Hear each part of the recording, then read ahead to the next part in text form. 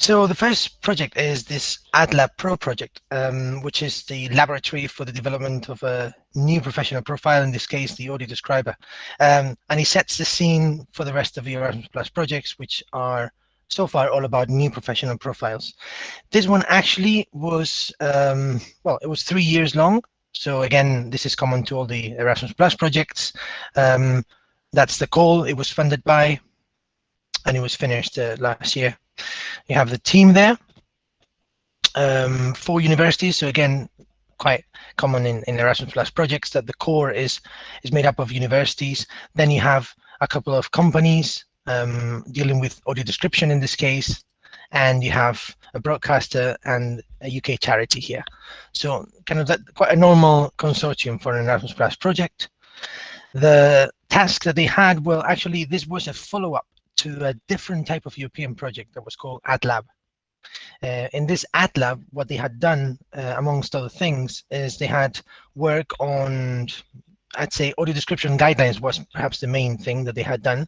So you have this book, Pictures Painted in Words, they are by now quite commonly used audio description guidelines coming up from this ADLAB. And on the back of this, that's when Adlab Pro was started. So the guidelines already done. What they aimed at doing in this case was gathering best practices. I'm talking about intellectual outputs, which are like the deliverables of these type of projects. They're called intellectual outputs. It was led, as I said before, by the University of Trieste, Elisa Perego, and they looked at gathering best practices, defining the competences of the audio describer, producing a course design, and then the training materials. Those materials were tested, and then there was some thinking about how to turn that into a course with ECTS credits. I didn't look much at the partners, but as you can see, Italy, Spain, Antwerp, and Poland, and then the rest were not universities. So the materials, I would say that, where are we here? IO4 is the main thing. The training materials was the main thing about this project.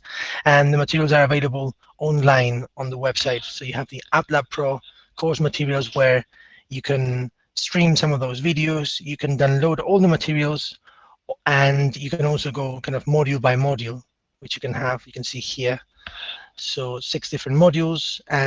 It's not a tutored course, and it's not in any particular platform, is on the actual website. So you can follow it here, you can download the materials here. In other Erasmus Plus projects, we've gone about it slightly differently.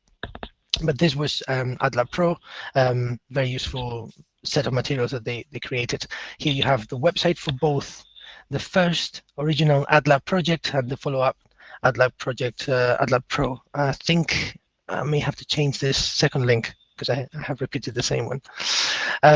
So that's for Adlab Pro. ACT, which is the second project I'm covering today, Accessible Culture and Training. This one aimed at looking at 2 different types of new professional profiles. The first one is the Professional Accessibility Manager, and the second one is the Professional Accessibility Coordinator. Talking to Pilar about this, she was telling me that the first one is the one who is in charge of media access as we know it. So they will know their stuff about subtitling, about audio description, whatever kind of access service is provided.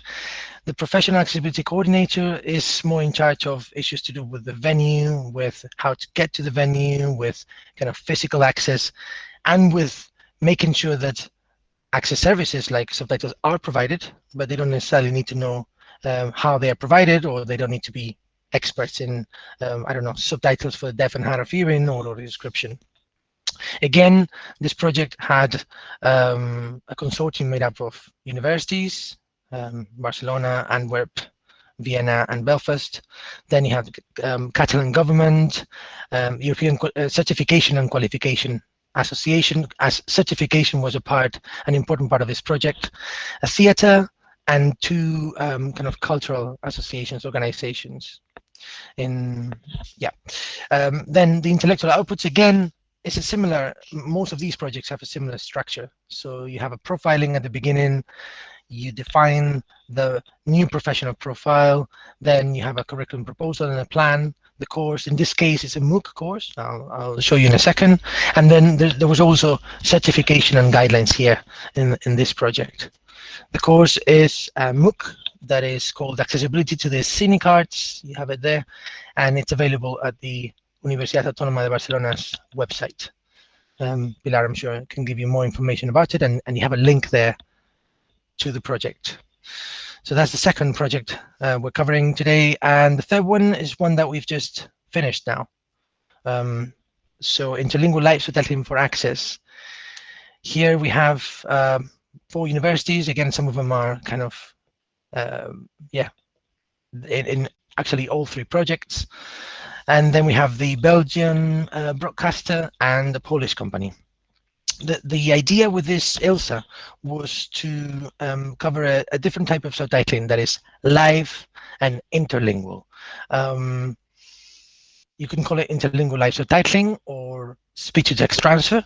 And I'm borrowing this from Elena Daviti's presentation for the, it was the latest conference on re-speaking organized by the UAB not long ago, and what we have is here at the top right, top left corner. So of the different ways in which you can provide live access via subtitles involving translation. So for example, I don't know, the translation of this talk from English into Spanish via subtitles. You can do that with a completely human-centric approach, using some machines and using only machines. Now here we're concerned with interlingual re-speaking. Can a re-speaker re-speak me as I'm speaking now from English into Spanish? That's the aim of a project. It's a new profession, and there's no research about it, or there wasn't any research about it, no guidelines, no training materials.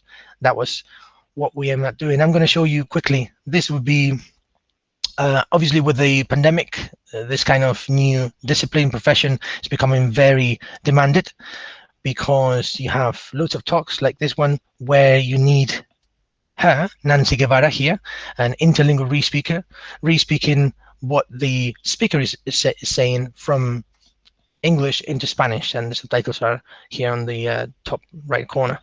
I think I have a little video where you can see this. Let's see if it works. Just bear with me. There we go.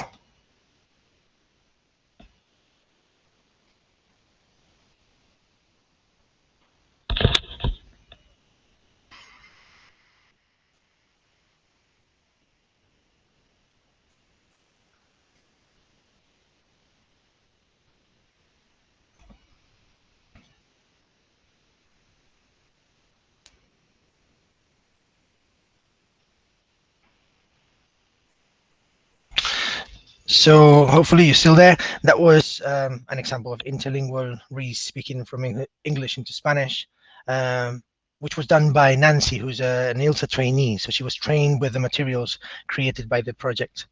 The project had, again, several deliverables or intellectual outputs. The first one was to basically survey what's out there in terms of training and professional practice for intra and interlingual re-speaking. So you see some publications there with all the results. For the experiments, what we did, I mean, Hayley Dawson from Roehampton had her thesis, PhD thesis on that, and gave us the basis, which was who is better at this very, very complex task? Is it subtitlers? Is it simultaneous interpreters? Because it's in a way a combination of both disciplines. So who fares better, and what skills are needed? How can we train people on that? And that's the kind of core of Hayley's thesis, which was used for the project to give us a research basis. Then we profiled the skills and competences that were needed. Here you have an article by Franz Buchacker and Aline on that. Some complex mapping. Then the actual course, which we had divided in foundational components. So whoever wants to learn how to re-speak interlingually will need to do some simultaneous interpreting, some straightforward pre-recorded subtitling, and accessibility. Once you've done that as a foundational kind of part, then you move on to intralingual re-speaking and interlingual re-speaking. So with without change of language and with change of language. And finally, applied components on TV, which is kind of one big part of where you may be re-speaking, and then live events and education, which is the other kind of applied setting that we touched upon. And the course is another MOOC course, is available for free on the UVigo MOOC website, Campus Omar. Like I said, it's it can be accessed for free in up to 6 languages. The languages of the project. And the final thing that we've done, I mean, the actual course has videos, activities, as you can see there, videos with experts and interviews. You have up to 115 videos that we made, and different types of resources, not just videos, are available on the course. The guidelines that we created, perhaps the last part of a project, was as part of the trying to set up this new profession or help to set up.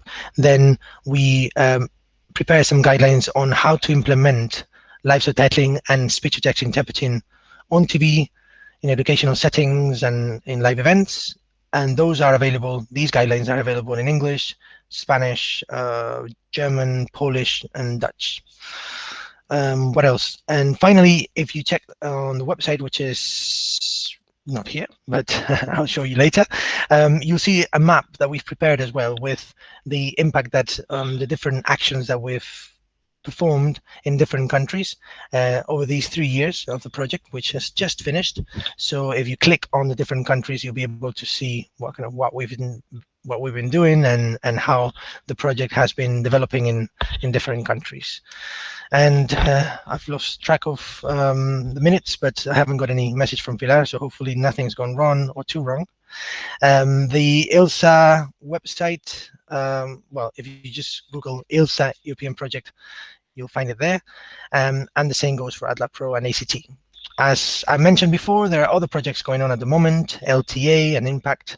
Pilar will be able to tell you about them. And I think that's that. If you have any questions, I'll be very happy to reply to them.